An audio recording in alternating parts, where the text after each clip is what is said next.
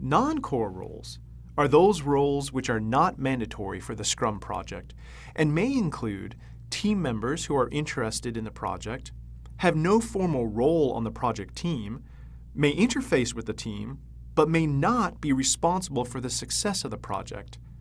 The non-core roles should also be taken into account in any Scrum project.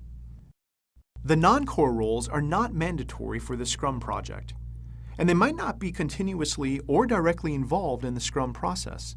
However, it's important to know the non-core roles because they could play a significant part in some Scrum projects. Non-core roles can include the following. Stakeholders. This is a collective term that includes customers, users, and sponsors who frequently interface with the product owner, Scrum Master, and Scrum team to provide them with input and facilitate creation of the project's product, service, or other result. Stakeholders influence the project throughout the project's development. Stakeholders may also have a role to play during the develop epics, create prioritized product backlog, conduct release planning, retrospect sprint, and other important processes in Scrum. Customer. This is the individual or the organization that acquires and uses the project's product, service, or other result.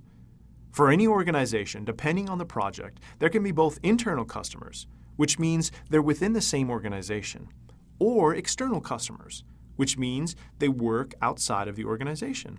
Sponsor.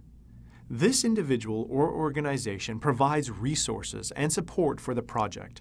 The sponsor is also the stakeholder to whom everyone is accountable in the end.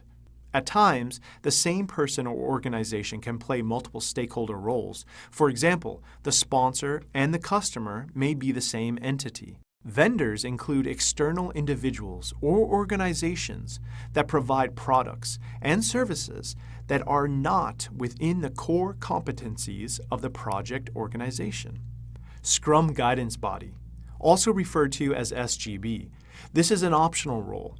It generally consists of a group of documents and/or a group of experts who are typically involved with defining objectives related to quality, government regulations, security, and other key organizational parameters. These objectives guide the work carried out by the product owner, Scrum Master, and Scrum team.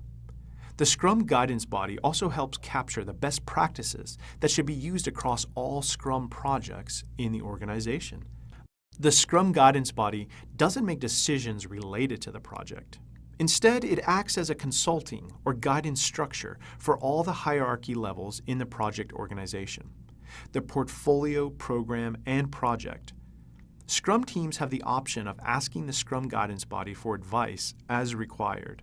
Thank you for watching this video of Scrum Master Certification course.